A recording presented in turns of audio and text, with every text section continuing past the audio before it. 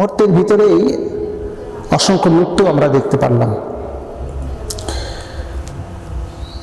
দৌলতদিয়া ঘাটে, রাজবাড়ী জেলার দৌলতদিয়া ঘাটে ফেরিতে জাহাজ ওঠার সময় নিয়ন্ত্রণ হারিয়ে পদ্মা নদীর ভিতরে 50 জন যাত্রী সহ একটি বাস উল্টিয়ে গেল। যে ভিডিওটি দেখে এমন কোনো মানুষ নেই যে মানুষটি চোখ দিয়ে পানি বের হয়নি। এমন ভিডিওটা সোশ্যাল মিডিয়াতে ভাইরাল।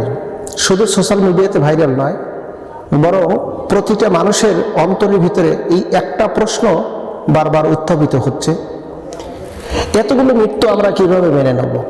এতগুলো মৃত্যু আমরা কিভাবে সহ্য করব? আমরা কল্পনাও করতে পারি নাই মুহূর্তের ভিতরে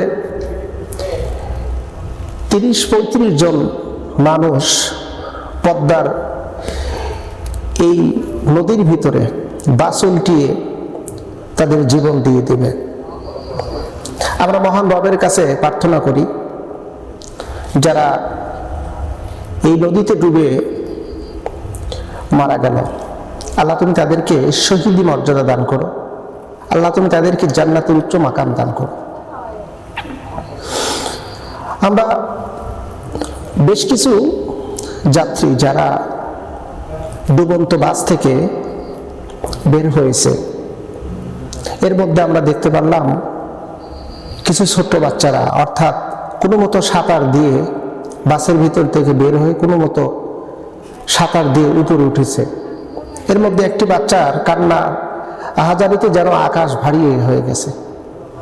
সে শুধু একটা কথা বলতেছে যে, মা তুমি আমাকে রেখে কেন চলে গেলা? এক যুবক কান্না করতেছে আর বলতেছে যে আমার সব চলে গেল, আমি তো শুধু একা। এই যে দৌলতদিয়া ঘাটে এখন কান্নার আহাজারি। আজকে আমরা বড় আফসোসের সাথে বলতে হয়, 54টি বছর স্বাধীনতা পেরিয়ে আমার দেশের রাস্তাঘাটের উন্নতি নেই, পরিবহনের উন্নতি নেই। অথচ এই দেশের যে খনিজ সম্পদ, এই দেশের যে সম্পদ, এই দেশের যে টাকা পয়সা বা যতটুকু ছিল বা এখনো চেষ্টা করলে সম্ভব, যা দ্বারা এই দেশটাকে একটা সিঙ্গাপুর রাষ্ট্রের মতন পরিণত করা যেত, যেখানে না থাকতো রোড অ্যাক্সিডেন্ট, না থাকতো মানুষের এই আহাজারি, মানুষের এই কষ্ট। এর জন্য দায়ী কারা?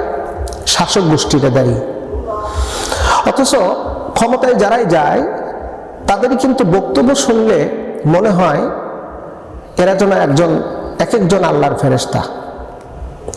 যারা বক্তব্য দিচ্ছে ক্ষমতাসীনরা, নৌ পরিবহন মন্ত্রী, সড়ক মন্ত্রী, সেতু মন্ত্রী, হ্যাঁ, তাদের বক্তব্যগুলো শুনলে, আমরা অতীতে শুনেছি, শুধু বর্তমানকে উদ্দেশ্য করে বলতেছি না, তাদের প্রত্যেকটা বক্তব্য শুনলে মনে হয় যে বাংলাদেশের শুধু উন্নতি আর উন্নতি, উন্নতির জোয়ারে পুরো বাংলাদেশ যেন একটা সেই সিঙ্গাপুরের মতন হয়ে গেছে।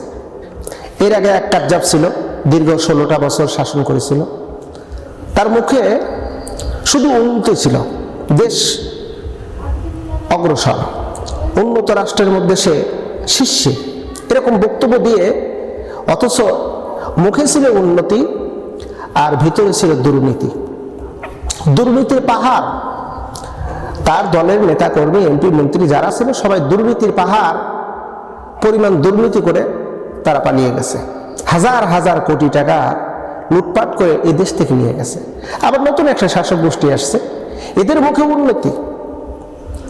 আমরা যেগুলো ভিডিও ফুটেজে আমরা দেখেছি, সড়ক ও যোগাযোগ মন্ত্রীর বক্তব্য, নৌ পরিবহন মন্ত্রীর বক্তব্য, তথ্যমন্ত্রীর বক্তব্য, অর্থমন্ত্রীর বক্তব্য, প্রত্যেকজনের বক্তব্য শুনলে মনে হয় যেন বাংলাদেশটা একটা যেন জান্নাতের বাগিচা। এখানে কোনো কলহ নাই, কোনো বিদ্রোহ নাই, কোনো মারামারি নাই, কোনো খুনাখুনি নাই, কোনো রোড অ্যাক্সিডেন্ট নাই, যাত্রীরা অনায়াসে যাতায়াত করতেছে, তাদের কোনো ভাড়া বৃদ্ধি নাই, এমনকি দ্রব্যমূল্যের দাম সবগুলো নিয়ন্ত্রিত, ভোজ্য তেল থেকে শুরু করে সয়াবিন, ডিজেল, পেট্রোল, অকটেন ইত্যাদি। এই টোটাল যা কিছু আমরা তাদের মুখ থেকে শুনি, মনে হয় যেন একটা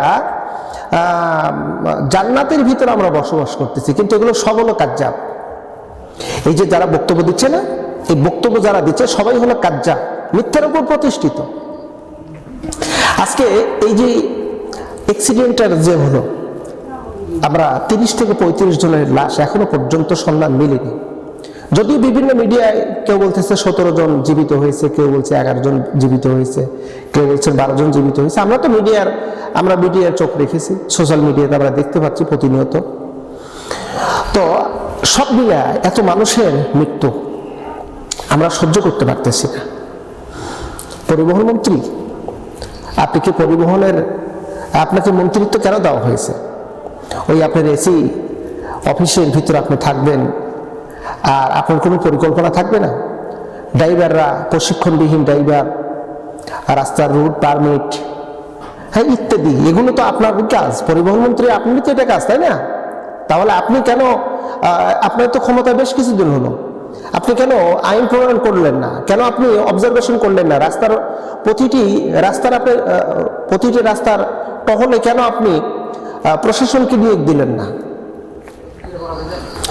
প্রিয় বন্ধুরা, আমরা আফসোস করতেছি। এই দেশ আমরা চাইনি, এই স্বাধীন দেশ আমরা চাইনি।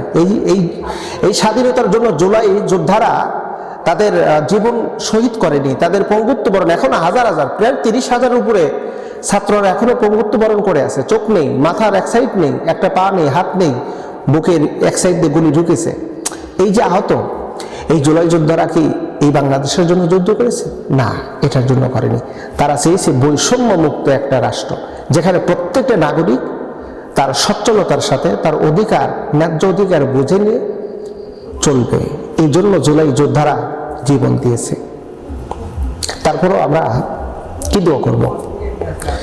এই দৌলতদিয়া ঘাটের বাস উল্টিয়ে যারা মারা গেল, তারা তো শহীদ। আল্লাহ তাদেরকে জান্নাতের উচ্চ মাকাম দান করুক, আমিন। এছাড়া আমাদের আর কোনো দোয়া নেই। আর যে সমস্ত পরিবারের সদস্যরা আজকে এই একত্রিত অসংখ্য মৃত্যু হয়েছে, সেই সমস্ত পরিবারের পরিজনদের জন্য আমরা শুধু শোক বার্তা ছাড়া আর কিছুই দিতে পারবো না। তাদেরকে না ফিরিয়ে দিতে পারবো তাদের ভাই বোনকে, না ফিরিয়ে দিতে পারবো তাদের স্ত্রী, সন্তানদেরকে, সন্তানকে ফিরিয়ে দিতে পারবো না তার মাকে। আমরা তাদের জন্য দোয়া করি, আমরা সমবেদনা জানাই। আল্লাহ পাক তাদেরকে ধৈর্য ধারণ করার তৌফিক দান করুক। আল্লাহ পাক এই দেশের প্রত্যেকটা জনগণের নিরাপত্তার সাথে যেন চলতে পারে, এই ব্যবস্থা যেন আল্লাহ সুবহানাহু ওয়া তাআলা করে দেন। আমিন, সুবহানাল্লাহ।